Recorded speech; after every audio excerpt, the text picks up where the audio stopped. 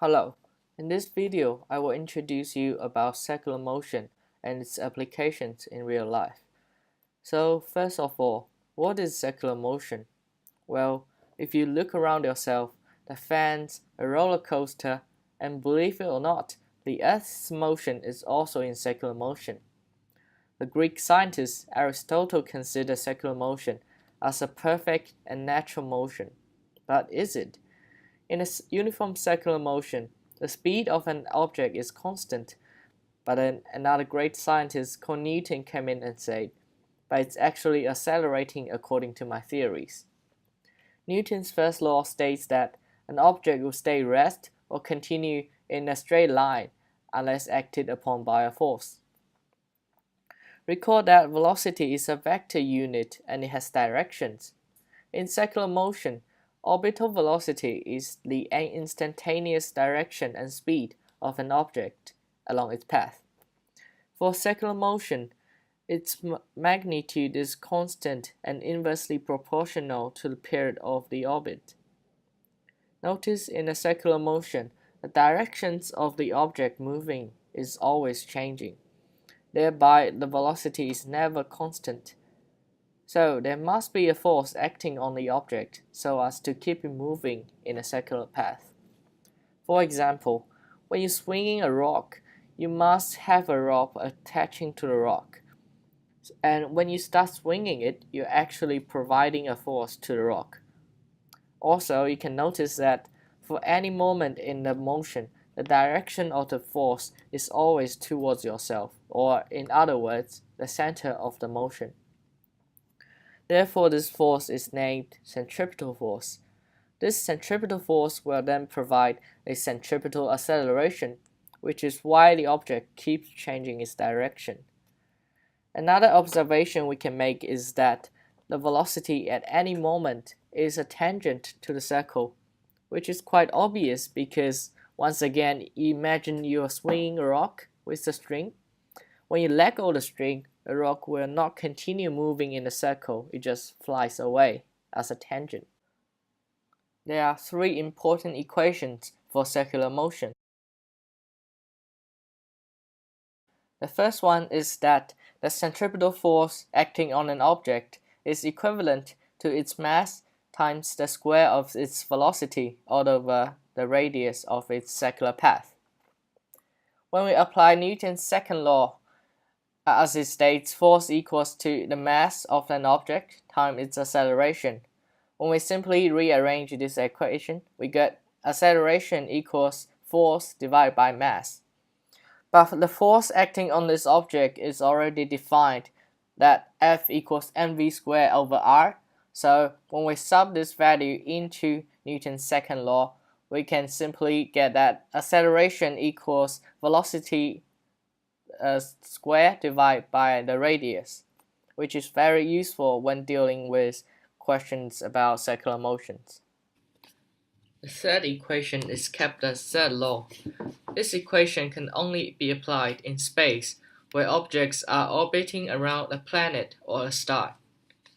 It states that the cubic of the radius divided by the square of the period equals to the universal gravitational constant times the mass of the planet in the center divided by 4 pi squared. Interestingly, we can notice that the mass of the object performing the circular motion is irrelevant in this equation. Let's see how this equation is derived. First, the centripetal force is calculated by universal gravitational constant times the mass of the object times the mass of the planet. This thing divided by the square of the distance between them, which is the radius of the circular path. But as we know, the centripetal force is also mv squared over r. So we can equate them together and make velocity the subject. So we can derive that velocity equals to the square root of gm over r, where m stands for the mass of the planet. However, by definition, velocity is distance divided by time. In circular motion, the distance traveled is the circumference of the circle, that is 2 pi r. and the time takes is the period t. So once again, we can equate these two equations together. By squaring both sides and rearrange, we can get Kepler's third law equation. Furthermore, the only variable at the right-hand side of the equation is the mass of the planet. Therefore, any object orbiting around the same planet will satisfy this equation. Next, we're going to investigate the relationship between velocity and centripetal force. In this investigation, the independent variable is velocity, and the dependent variable is the centripetal force acting on the object. There are two control variables. One is the mass of the object, and the other one is the radius of the circular path. In order to investigate this relationship, we have to use this simulation. At the center of the screen, we can see a blue point. That is the object that we are going to spin, and it is going to orbit around the crosshair. At the left-hand side, we can see there are a few variables that we can change, including the speed, the radius, and the mass of this blue object. Before we start the experiment, let's first verify our observations. When we click the acceleration button, the red arrow representing the acceleration is always pointed towards the center of its motion, as we can see. And similarly, when we click the velocity button, we can see that this green arrow is always a tangent towards the circular path. So let's begin. First, we should make sure that the radius is set to 20 meters and the mass of this object is set to 10 kilograms. These are our control variables. And we were going to change the speed to 10, 15, 20, 12, 25, and 30. As we can see, when the speed increases, the net force also increases. So, when we collect all the data, we can plot all this data into log_pro, and a parabola appears, as we can see. This shows that the net force increases exponentially as the velocity increases. But when we plot the square of the velocity into the graph, a linear relationship is shown. Therefore, the centripetal force is proportional to the square of the velocity. This verifies the equation F equals mv squared over r. Furthermore, since the mass is 10 and the radius 20, the constant of this equation is 0.5. And we can easily see that the gradient of this graph is also 0.5, which further verify this equation. A special case of circular motion is when it spins at an angle to the center of the motion. As you can see in the diagram, the tension force from the string divided into two components, and they can be calculated by using a little bit of trigonometry. The vertical part of the force is tension force times sine theta, where theta is the angle made by the string and the horizon. This force cancels out with the weight of the object. Therefore, the net force in vertical is 0. In horizontal, however, the force applying to the object is F times cos theta, and it provides the centripetal force just as in normal cases. So, why is it necessary to understand circular motion? Well, by understanding it, it allows us to develop things like satellites. By controlling the velocity and altitude of satellites, it is possible to keep it in an orbit around the Earth, or even remain at the same position above Earth. You can imagine it as an invisible man using an invisible string providing an invisible force to a satellite. That imaginary force is the gravitational attraction force applied by the Earth. There are mainly two types of orbits. The first one is low Earth orbit. It is an orbit higher than 250 km but lower than 1000 km. The velocity required for the satellite is 28 km per hour, and it takes 90 minutes to travel one complete circle. The other one is geostationary orbit. It has an altitude so that its period precisely matches the Earth. This corresponds to an altitude of approximately 36,000 km. In this type of orbit, the satellite is able to maintain at the exact position above Earth, which is extremely useful in applications such as GPS. Those altitudes and velocities are calculated by Kepler's third law as mentioned previously. Another issue associated with circular motion is orbital decay. That is, when an object is constantly decelerating, its distance to the center of the motion, or altitude, will decrease as its velocity is not enough to keep it moving in the original orbit, and it will eventually reach the center of the motion or stop by the Earth. By applying orbital decay, it is possible for spacecraft to safely re-enter the Earth, because the atmosphere contains lots of air particles and is able to slow down spacecraft. However, the angle which the spacecraft enters the atmosphere should be between 6.2 to 7.2 degrees, because if it is too shallow, the spaceship might skip off the atmosphere because the deceleration provided by the atmosphere is not enough to decay the orbit, so it will just continue in its orbit around Earth.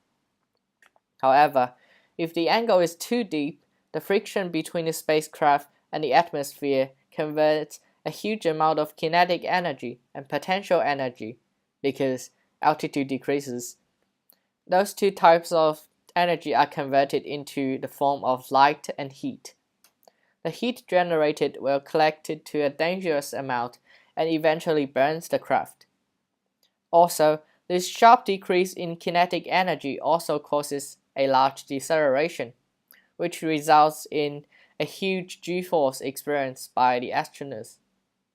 G-force is the force experienced by an object comparing to its normal weight. It can be calculated by the formula G-force equals G plus A all over G, where G is gravitational acceleration and it's 9.8 meters per second square, and A is the acceleration of the object directing upwards. If this G-force is too large, it will threaten the safety of the astronauts. Therefore, an angle between 6.2 and 7.2 degrees are recommended. Also, astronauts should be seated facing upwards such that the G-force they experience is minimized. Another issue associated with safety entry is ionization blackout. Ionization blackout is a period of no communication with a spacecraft due to a surrounding layer of ionized atoms. This layer of ions is formed by the extreme amount of heat generated during re-entry. Lots of kinetic energy are converted into thermal energy. This layer of ionized atoms reflect all electromagnetic signals from the spacecraft. Therefore, the communication is cut off. Welcome back to Earth, and let's do a few HSC past questions to revise what we have learned today. This is a question from HSC 2006. It says, two satellites, X and Y, are in circular orbits around Earth. Their masses are identical, and their orbital radii are r and 16r respectively. And we are asked to find the ratio of their orbital periods, Tx and Ty.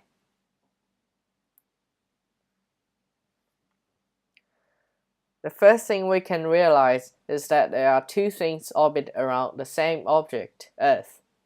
So the first formula we can think of is Kepler's third law.